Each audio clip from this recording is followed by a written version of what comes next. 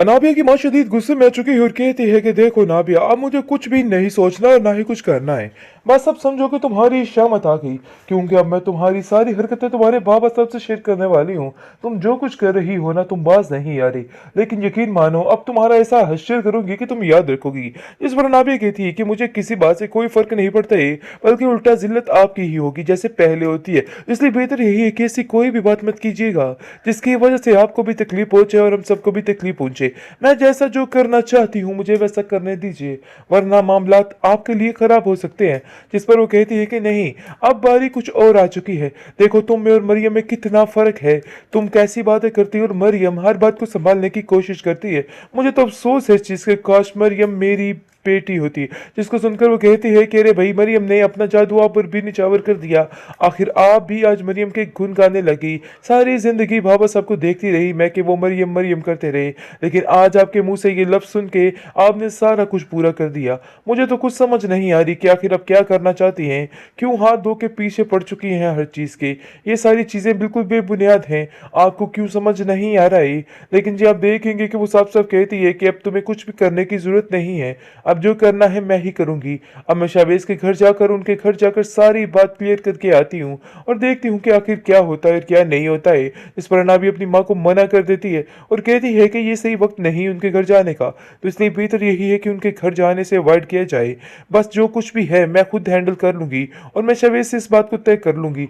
आपको परेशान होने की जरूरत नहीं है। उधर शाहवेज इतना परेशान है और कहता है कि बस अब जो कुछ करना है जल्दी करो, क्योंकि मुझे अब कुछ समझ नहीं आ रही कि आखिर आगे मैं क्या करूं। ये सारी बातें सुन सुन के मेरा तो दिमाग जो है वो पक चुका है, लेकिन मजीद दिमाग को पकाना नहीं चाहता। तो बेहतर यही है कि अब तुम अपने दिमाग को अकल में लाओ और कुछ ऐसी बातें करो जिसकी वजह से कोई चीज़ हो सके, कोई काम हो सके। लेकिन जी आप देखेंगे कि वो कहती है कि बस अब पुराने किस्से को छेड़ने का कोई फ़ायदा नहीं है। मतलब ये कि निम्रा का कहीं भी नाम नहीं आना चाहिए, उसका जिक्र बहुत ज़्यादा तकलीफ देता है।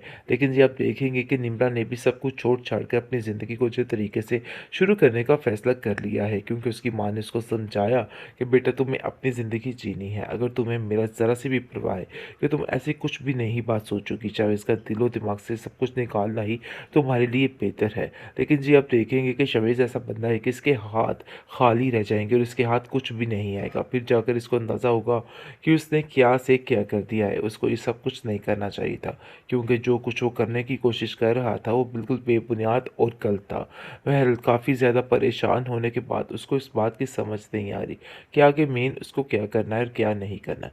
लेकिन दूसरी तरफ अब अनाबिया की माँ इस बात को लेके अटक चुकी है और कहती है कि चाहे जो मर्जी हो जाए, मैं अब अपना फैसला ही सुनाऊंगी। वो जाकर कहती है अपने छोर से कि देखिए जितनी जल्दी हो सके हमें आपाजन से बात करके ये सारा मामला तय कर देना चाहिए, क्योंकि मुझे लगता है कि इन सब मामलात में देर नहीं करनी चाहिए। वो ये सारी बात बाबा साहब से नहीं करती, लेकिन खामोशी के साथ अंदर ही अंदर कुटती चली जा रही है, क्योंकि उसको हर चीज़ का आइडिया हो रहा है कि उसने वाकई में बहुत गलत कर दिया और ये सब कुछ करना उसके लिए बिल्कुल परेशानी का बायस था। लेकिन अब वो क्या कर सकती है, उसके हाथ में कुछ भी नहीं है।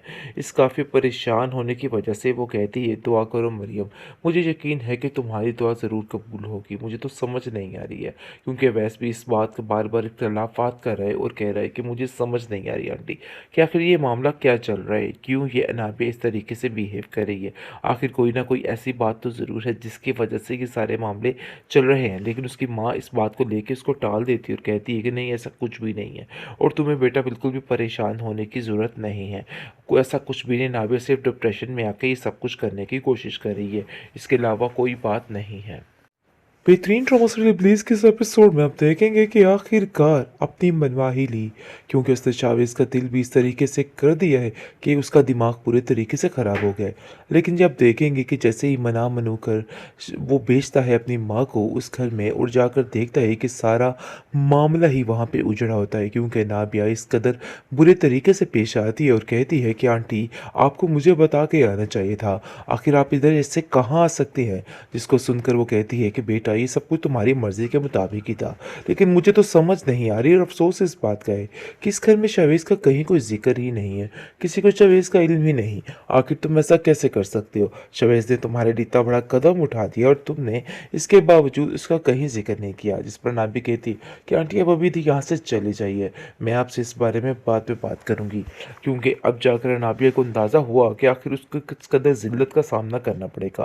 वो अपनी माँ से कहती है कि आखिर ये सब कुछ आपने क्या किया? कैसे आप इस बात का इनकार कर सकती हैं? उसकी माँ कहती है कि मुझे तो तुम्हारी समझ नहीं आ रही कि आखिर तुम क्या करना चाह रही है। वो साफ-साफ शहवेज़ की माँ को जवाब दे देती है और कहती है कि इधर दोबारा आने की कोई भी ज़रूरत नहीं है। ये बात तुम ज़हन में रखना। ये बात अनाबिया के दिल पे जा लगती है और अनाबिया कहती है कि आखिर आप लोग ऐसा कैसे कर सकते हैं? मेरे साथ इतना बड़ा धोखा मैं कभी भी बर्दाश्त नहीं करूँगी।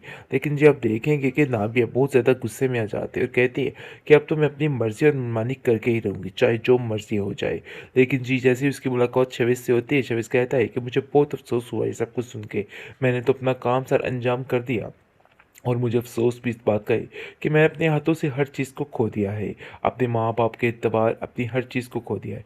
अब तुम्हारी बारी है कि तुम्हें क्या करना है और क्या नहीं करना है। जिस पर नाबिया कहती है कि फ़िक्र मत करो, सब ठीक हो जाएगा। मैं बहुत जल्द बाबा साहब से खुद बात करूँगी और मुझे यकीन है इस बात का कि वो मेरी बात को ज़रूर समझेंगे और ज़रूर जानेंगे और मेरी बात का ज़रूर यकीन करेंगे। लेकिन जी आप देखेंगे कि वो कहती है कि बस अब पुराने किस्से को छेड़ने का कोई फ़ायदा नहीं है। मतलब ये कि निम्रा का कहीं भी नाम नहीं आना चाहिए। उसका ज़िक्र बहुत ज़्यादा तकलीफ़ देता है। लेकिन जी आप देखेंगे कि निम्रा ने भी सब कुछ छोड़-छाड़ कर अपनी ज़िंदगी को अच्छे तरीके से शुरू करने का फ़ैसला कर लिया है क्योंकि उसकी माँ ने उसको समझाया कि बेटा तुम्हें अपनी ज़िंदगी जीनी है। अगर तुम्हें मेरा ज़रा-सी भी परवाह है कि तुम ऐसी कुछ भी नहीं बात सोचोगी, चाहे इसका दिलो-दिमाग से सब कुछ निकालना ही तुम्हारे लिए बेहतर है। लेकिन जी आप देखेंगे कि शहवेज़ ऐसा बंदा है कि इसके हाथ खाली रह जाएँगे और इसके हाथ कुछ भी नहीं आएगा। फिर जाकर इसको अंदाज़ा होगा कि उसने क्या से क्या कर दिया है। उसको ये सब कुछ नहीं करना चाहिए था क्योंकि जो कुछ वो करने की कोशिश कर रहा था वो बिल्कुल बेबुनियाद और गलत था। वह काफ़ी ज़्यादा परेशान होने के बाद उसको इस बात की समझ नहीं आ रही कि आगे मेन उसको क्या करना है और क्या नहीं करना है। लेकिन दूसरी तरफ अब अनाबिया की माँ इस बात को लेके अटक चुकी है और कहती है कि चाहे जो मर्ज़ी हो जाए, मैं अब अपना फ़ैसला ही सुनाऊँगी। वो जाकर कहती है अपने शोहर से कि देखिए जितनी जल्दी हो सके हमें आपाजन से बात करके ये सारा मामला तय कर देना चाहिए क्योंकि मुझे लगता है कि इन सब मामलात में देर नहीं करनी चाहिए।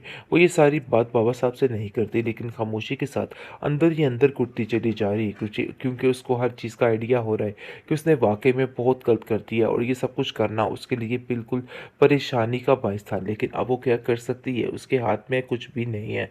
इस काफ़ी परेशान होने की वजह से वो कहती है दुआ करो मरियम, मुझे यकीन है कि तुम्हारी दुआ ज़रूर कबूल होगी। मुझे तो समझ नहीं आ रही है क्योंकि वैसे भी इस बात का बार-बार इख्तिलाफ़ात कर रहा है और कह रहा है कि मुझे समझ नहीं आ रही आंटी कि आखिर ये मामला क्या चल रहा है? क्यों ये अनाबिया इस तरीके से बिहेव कर रही है?